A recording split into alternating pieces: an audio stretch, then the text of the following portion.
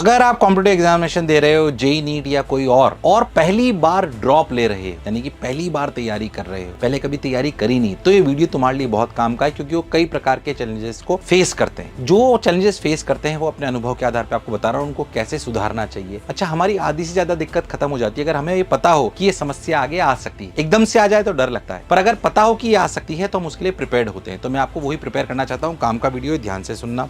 तो वो बच्चे जो पहली बार तैयारी कर रहे हो किस तरह के चैलेंजेस फेस करते हैं, मेरे हिसाब से 4 तरह के मेजर चैलेंजेस हैं। सबको एक एक करके आपको डिवाइड करूंगा। उससे भी पहले मैं आपको ये बताना चाहता हूं कि क्या वाकई ऐसे बच्चे जो पहली बार तैयारी करते हैं, पहली बार ड्रॉप लेते हैं, क्या वो सिलेक्ट होते हैं। मैं आपके अनुभव के हिसाब से आपको बता दूं, क्या फर्स्ट ड्रॉपर सिलेक्ट होते हैं? यस। हाँ, आपसे झूठ भी नहीं बोलूंगा कि जो बच्चे मान लीजिए जिन्होंने 11-12 तैयारी करी थी और उसके बाद उन्होंने ड्रॉप लिया, उनके चांसेस स्लाइटली ज्यादा होते हैं। ऐसा समझिए 2-5% चांसेस उनके ज्यादा होते हैं सिलेक्ट होने के। पर क्या ऐसे बच्चे जो पहली बार ड्रॉप लेते हैं वो सिलेक्ट नहीं होते? बहुत सारे होते हैं ना। तो आपसे झूठ भी नहीं बोलूंगा, स्लाइटली थोड़े से ज्यादा हो जाते हैं, क्योंकि 2 साल पहले से दौड़ना जिन्होंने चालू कर दिया था, स्लाइटली ज्यादा होते हैं। पर क्योंकि कई बार उनका नुकसान भी होता है उन लोगों को, कि वो फटीग आ चुका होता है उनका पढ़ने में, उनको एंथू नहीं आता दोबारा पढ़ने में, उन्हें लगता है मुझे सब आता है, जबकि उनका आता नहीं है। तो उसके नुकसान और फायदे दूर हैं। पर रियलिटी में आज बात करते हैं उनकी जो पहली बार ड्रॉप ले रहे हैं, क्या सिलेक्ट होते हैं? हाँ, बहुत सारे बच्चे सिलेक्ट होते हैं। पहली बार गांव से जो बच्चे आते हैं वो सिलेक्ट होते हैं, इसमें कोई शक और संशय वाली बात नहीं है। तो इस बात को भ्रम तोड़ दीजिए। हमारे पास अनंत एग्जांपल है, ऐसे आप यहाँ आओगे तो भी आपको दिख जाएंगे, और बहुत बार अलग अलग वीडियोस में हम उस एग्जांपल को ले भी चुके हैं। तो आज यहाँ लेना समझदारी नहीं। आगे चलते हैं, ठीक है सर। अब जो मुझे लगता है कि जो मैंने आपको बोला कि 4 मेजर प्रॉब्लम्स हैं जिनको मैंने डिवाइड करा है, कि किन 4 तरह की मेजर प्रॉब्लम्स को ऐसे बच्चे जो फर्स्ट ड्रॉप लेते हैं वो फेस करते हैं, उसको अपन आगे देखते हैं।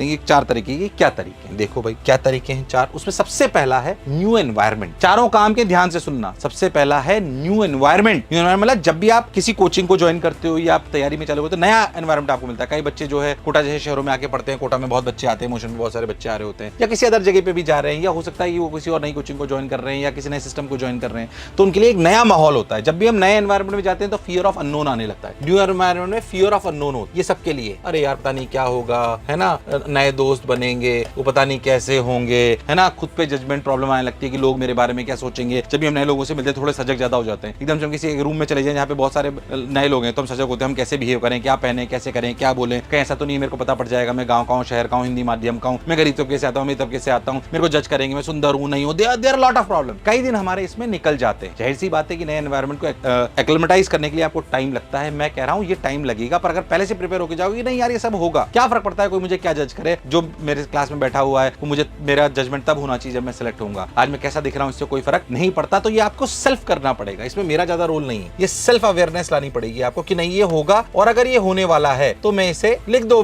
कमेंट्स में कि नहीं सर मैं ध्यान रखूंगा और मैं नए एनवायरनमेंट से घबराऊंगा नहीं, मैं नए एनवायरनमेंट से नहीं घबराऊंगा। कोई फर्क नहीं पड़ता ये जो क्लास में बैठे बच्चे मेरे लिए क्या जज करते हैं ना, क्योंकि ऐसा हो सकता है कि आप अपने क्लास के टॉपर रहे हो, कुछ आपने अच्छे से कराओ, क्लास के टॉपर रहे हो, तो आपको यहाँ के लगे अरे पता नहीं मेरे तो टेस्ट में नंबर नहीं है, तो आप सेल्फ जजमेंट के फ्रेम में चले जाते हो। जिन एग्जामिनेशन की आप तैयारी कर रहे हो, आप अपने क्लास के टॉपर भी रहे हो, तो हो सकता है यहाँ पे आपकी रैंक बहुत पीछे भी आ रही हो, तो वो जो एकदम से आपको शॉक लगता है ना, जो शॉक आता है वो एकदम से आप झेल नहीं पाते। मैं कह रहा हूँ लग सकता है 110% लग, ठीक है, तो उसको एब्जॉर्ब करने की आपकी कैपेसिटी होनी चाहिए। तो पहली बात, न्यू एनवायरनमेंट से एक्लिमेटाइज होने के लिए यानी कि आदत डालने की आपकी आदत होनी चाहिए। डरने की बिल्कुल जरूरत नहीं है, ये होगा। अभी आप नॉन स्कूल में जाते थे, नॉन कोचिंग में जाते थे, नॉन लोगों को जानते थे, अब आप बिल्कुल नए लोगों में जाओगे तो वो आपके लिए क्या सोचेंगे, इस बात के लिए सोचने की आवश्यकता नहीं है। तो लोग क्या कहेंगे इससे हमें फर्क पड़ना नहीं चाहिए, ये बात याद रखनी है बस। नेक्स्ट पॉइंट, फिर मैं आपको कह रहा हूं मेरा मेजर पॉइंट यही है। खैर नेक्स्ट पॉइंट पे आते हैं, new way of studying. Actually ये that is really very important. ये और 4th पॉइंट तो बहुत इंपॉर्टेंट। अगर मैं आपको बताऊं तो new way of studying, actually अभी तक जो आप पढ़ रहे थे बोर्ड के हिसाब से पढ़ रहे होंगे, अमूमन जो पहली बार तैयारी कर रहे हैं तो उनके टेस्ट देने का तरीका लगता है, वो रिटर्न टेस्ट दिया करते थे। जो अभी आप टेस्ट दोगे वो ओएमआर वाले टेस्ट होंगे, सारे कॉम्पिटिटिव एग्जामिनेशन उसी पे होते हैं। क्वेश्चंस पे ज्यादा फोकस करना पड़ेगा थ्योरी से ज्यादा, क्योंकि थ्योरी तो सिर्फ एक इनेबलर है जो आपको बताती है। तो न्यू वे ऑफ स्टडिंग का अडॉप्ट करने के लिए, और ये इतना आसान नहीं है। आप अगर 12th पास हो, मतलब आप 12th पास कर चुके तो अभी तक जो आपने 15 साल में पढ़ा वो एक स्ट्रक्चर्ड सिस्टम था कि टीचर ने पढ़ाया, नोट्स लिखा है, आपने उस थ्योरी को रटा और एग्जाम में आया और आपने लिख दिया। ये बोर्ड का तरीका, ये डिफरेंट है बिल्कुल अब जो आप करने वाले हो। मैं बार बार इस बात बोलता हूं, फिर बोलता हूं, board is a combination of hard work. Board में परसेंटेज उसकी अच्छी नहीं आ सकती जिसने मेहनत नहीं करी हो। वो हार्डवर्क, मेमोरी रिटेंशन और कुछ बेसिक स्किल्स, थोड़ी बहुत एप्लीकेशन, ज्यादा नहीं। यही इसी से आपके बोर्ड के नंबर आ जाते हैं, इससे आपको सक्सेस मिल जाती है अगर आपने इनका राइट कॉम्बिनेशन बिठा लिया। पर क्या सिर्फ इस राइट कॉम्बिनेशन की वजह से आपको सक्सेस मिल जाएगी? किसमें? Competitive examination? नहीं। इसमें क्या क्या चाहिए ध्यान समझो। इसमें हार्डवर्क चाहिए, मेमोरी रिटेंशन चाहिए, डीप अंडरस्टैंडिंग चाहिए। बेसिक स्किल से काम नहीं चलेगा। चलेगा। इसको 3 हिस्सों में तोड़ा है। Deep understanding of the subject चाहिए, इसके बिना काम नहीं चलेगा।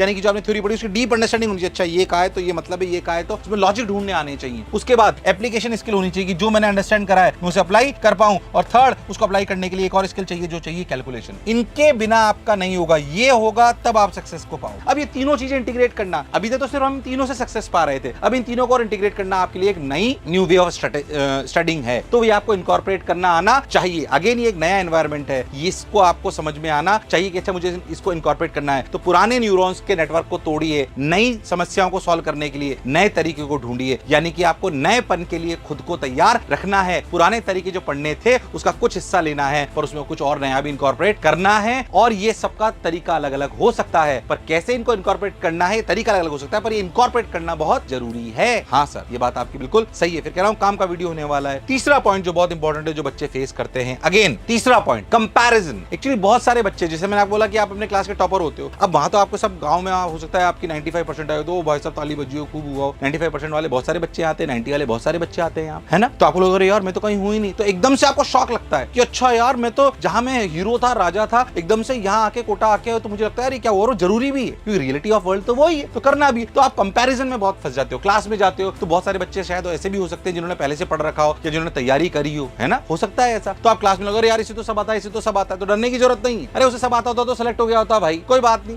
उन्होंने पहले उस चीज को सुन रखा है तो जाहिर सी बात है वो रिएक्ट जल्दी करेंगे। हमें कोई बात नहीं, थोड़ा सा टाइम लगेगा, 2-3 महीने में चीजें सुधर जाएगी। तो क्लास में कंपैरिजन नहीं करना है, कुछ भी हो जाए नहीं करना है, मन को नहीं भटकाना, इसे आता है। तो स्पेशली 2 to 3 मंथ, उसके बाद तुम उनके बराबर आ जाओगे, चिंता मत करो। तो ये कंपैरिजन आएगा। टेस्ट रिजल्ट में कंपैरिजन होगा। जिसने पहले 2 साल तैयारी करी थी, हो सकता है शुरुआत में वो थोड़ा आगे हो, शुरुआत में वो आगे हो, ऐसा हो सकता है। डिप्रेशन में आने की जरूरत नहीं है, ये कंपैरिजन नहीं करना है। पेरेंट्स भी कंपेयर करेंगे, आप पेरेंट्स का भी प्रेशर आएगा, बिल्कुल 110%। उन्हें लगे यार मेरे बच्चे के 100 में से 95 आते थे, मैं एग्जामिनेशन देने गया, जेई का बच्चा है तो पता लगे उसके 100 में से 40 ही आ रहे हैं, नीट का है तो 70 ही आ रहे हैं। लगे क्या हो गया एकदम से मेरे बच्चे को। तो उन्हें समझाना कि नहीं इनमें इतने ही आते हैं और धीरे धीरे मैं इंप्रूव कर लूंगा। मैं कह रहा हूं इन तीनों को, पेरेंट्स के प्रेशर को, टेस्ट के रिजल्ट के प्रेशर को और कंपैरिजन को, क्लास के कंपैरिजन को, टेस्ट रिजल्ट कंपैरिजन को और पेरेंट्स के कंपैरिजन को, इनको इग्नोर कर देना है, इनको इग्नोर कर देना है, इन तीनों को इग्नोर करना है। क्या ये दबाव बनाएंगे? हाँ, पर इन्हें इग्नोर करना है, इग्नोर करने की क्षमता होनी चाहिए। सबसे इंपॉर्टेंट है खुद। बस एक बात देखना कि खुद से रोज ये पूछना है कि क्या मैं इंप्रूव कर रहा हूं, क्या मैं इंप्रूव कर रहा हूं। ये सबसे इंपॉर्टेंट एस्पेक्ट, क्या मैं इंप्रूव कर रहा हूं। अगर ये नहीं हो रहा है तो आपको विचार करना चाहिए, वरना टेंशन लेने की जरूरत नहीं है। दोस्त कितना कर पा रहा है, पेरेंट्स किससे कंपेयर कर रहे हैं, टेस्ट में क्या रिजल्ट आ रहा है, 2-3 महीने परेशान होने की जरूरत नहीं है। बस खुद से पूछो क्या मैं इंप्रूव कर रहा हूं। अगर आंसर आए यस तो बल्ले बल्ले, नहीं आए तो थोड़ा चिंताजनक विषय है। अपने मेंटर से मिलिए, अपने टीचर से मिलिए, पर ये बहुत इंपॉर्टेंट। क्या मेरी बात एकदम क्लियर है? हाँ, बिल्कुल सही। तो ये था आपका थर्ड पॉइंट। एक और बहुत इंपॉर्टेंट पॉइंट है जो जानना बहुत जरूरी है, क्योंकि वो सबसे ज्यादा डर पैदा करता है हमारे मन में। वो बहुत इंपॉर्टेंट है, ध्यान से सुनना। जो fourth and the most important part है फियर ऑफ फेलियर। ये शब्द आपने बहुत बार सुना है, पर सही बताऊं तुमने आज तक इसे एहसास नहीं करा है। सर हमने तो करा है, हमने बोर्ड्स भी दिए हैं। सही बताऊं तो बोर्ड्स में फियर ऑफ फेलियर नहीं होता। जो भी बच्चे तैयारी करते हैं उनको बोर्ड्स में फियर ऑफ फेलियर नहीं होता। सर ये क्या बात हुई, बोर्ड्स में भी तो फेल होते हैं, बोर्ड्स में भी तो फेल होते हैं। नहीं, तुम जैसे बच्चे जो मुझे सुन रहे हैं, जिन्होंने कॉम्पिटिटिव एग्जामिनेशन सोची है, उनको ये डर कभी नहीं था कि वो फेल हो जाएंगे। बोर्ड्स में आपको, बोर्ड्स में कितने से बच्चे फेल होते हैं भाई, और जो बच्चे मुझे सुन रहे होंगे तो फेल होने का तो उनको डर था ही नहीं। तो उन्हें फियर ऑफ लो परफॉर्मेंस था बोर्ड में, फियर ऑफ लो परफॉर्मेंस, ये डर था तुम्हें। ध्यान से सुनना मेरी बात, और ये बहुत बड़ा गैप है, क्योंकि मैं भी बहुत अच्छे से एनालिसिस करता हूं। आजकल मेरा मेजर काम ये है कि कैसे बच्चे की स्ट्रेटेजी और माइंडसेट सही करा जाए ताकि उनके सिलेक्शन के चांसेस बढ़े। मुश्किल में लगातार हम ये काम कर रहे होते हैं, इसीलिए ताकि एवरेज बच्चा पुश करके आगे सिलेक्ट हो पाए। मेरा व्यक्तिगत मत भी वही है, क्योंकि मैं भी वैसा ही था, मैंने भी ड्रॉप लिया था, तो मैं जानता हूं किस मनस्थिति से तुम लोग गुजरते हो। खैर, तो बोर्ड्स में जो होता है वो फियर ऑफ लो परफॉर्मेंस होता है, और जो कॉम्पिटिटिव एग्जामिनेशन है इसमें रियलिटी में होता है फियर ऑफ फेलियर, क्योंकि इसमें फेल हो ही जाते हैं और मैक्सिमम बच्चे फेल होते। इसमें सिलेक्शन परसेंटेज 1% होती है, यहाँ पे फेल परसेंटेज, यहाँ पे पास होने की परसेंटेज 1% है, यहाँ पे फेल होने की परसेंटेज 1%। अंतर है दोनों बातों में बहुत। तो जो फियर ऑफ फेलियर है ना, ये फियर ऑफ लो परफॉर्मेंस से बहुत बड़ा होता है, बहुत बड़ा होता है। इसको जज करना बहुत इंपॉर्टेंट है, ये आपको सबसे ज्यादा खाएगा, है ना। तो याद रखना, आपने आपको अभी तक फेस नहीं करा है, तुम अब करोगे इसको जब तुम कॉम्पिटिटिव एग्जामिनेशन की तैयारी करोगे। तुम देखो और नंबर ही नहीं आ रहे मेरे, क्योंकि 100 में से 1 या 2 बच्चे ही पहुंचते हैं भाई। तो ये आएगा, मैं आपको आज बता रहा हूं, ये आपको खा सकता है, पर इसको अपने को खाने नहीं देना है। एक बात याद रखना, इस पूरी तैयारी में, इस पूरी यात्रा में मैं गारंटी ले सकता कि तुम सेलेक्ट होंगे, बट मैं गारंटी लेता हूं कि जो मैं कह रहा हूं, जो करते हैं उसमें से 100 में से 95 बच्चे जीवन में सफल होते हैं, क्योंकि वो मेहनत करना जान जाते हैं। मैंने एक वीडियो भी बनाया आपकी, क्या टाइम मैनेजमेंट होना चाहिए, कितने कितने घंटे आपको 12 से 13 घंटे पढ़ना चाहिए। जो बच्चे रोज 12 से 13 घंटे पढ़ता हो वो अपने जीवन में जरूर सफल होता है। तो मुझे बस इतना याद देना है कि फियर ऑफ फेलियर को खत्म करने का सिर्फ एक तरीका है, prepare for worst. Prepare for worst क्या हो जाएगा, नहीं सिलेक्ट होगा तो इससे बेकार क्या हो सकता है, पिताजी दुकान पे बैठना पड़ जाएगा, उसमें भी मैं शानदार करके बताऊं, या मैं बीएससी कर लूंगा, मैं कुछ भी कर लूंगा। Prepare for worst and give your best. जो इसके लिए हो जाता है सही बताऊं तो उसे सफलता मिल जाती है। ये सिर्फ कहने की बात नहीं है, ये वाकई काम करे। तो prepare for worst, mentally prepared रहो, इससे बेकार क्या हो सकता है, and give your best in preparation also, in examination also. 95% तुम्हारे चांस हो जाएंगे तुम सेलेक्ट हो जाओगे, पर तुम प्रिपेयर तो वर्स्ट के लिए थे, तो फिर क्या फियर ऑफ फेलियर की बात। तो prepare for worst mentally and give your best. अगर तुम ये कर पाए तो रियलिटी में तुम सफलता के द्वार तक पहुंच जाओ। तो आशा करता हूं जो पहली बार ड्रॉप ले रहे हैं वो इन सारी बातों को समझ पाएंगे, जो चारों पॉइंट मैंने बोले हैं। कौन कौन से बोले, नया environment, new way of studying, comparison, and the last one is the fear of failure, which is really very very important. अगर तुम इन चारों को पहले से जान लो, इसका बताने का पर्पस ये कि तुम जान लोगे हाँ ऐसा होगा, ये होगा, वो होगा। जैसे बच्चे जब मैथ्स में आते तो उन्हें बताते हैं कि यार हो सकता है आज खाना अच्छा लग रहा हो, 2-3 महीने बाद वो बेकार लगने लगेगा। क्यों? क्योंकि भाई एक सेम टाइप का खाना खा के आप बोर होने लगते हैं ना। तो हैबिट का पार्ट है, तो हमें पहले से पता होता है ऐसा होगा, तो हम उसको अच्छे से फेस कर पाते। आशा करता हूँ ये वाला वीडियो तुम्हारे लिए काम का होगा, क्योंकि मेरा व्यक्तिगत अस्तित्व भी तुम्हारी वजह से ही है, शिक्षा की वजह से है। तो दोनों को नमन करता हूँ, तुम्हारे प्रेम को और शिक्षा को, और जो मेरा अनुभव है और जो इतने बच्चों में मैं सीख रहा हूँ, प्रयास यही कर रहा हूँ कि मैक्सिमम बच्चे सिलेक्ट हों। मुझे सुनने के लिए बहुत बहुत धन्यवाद। Thank you.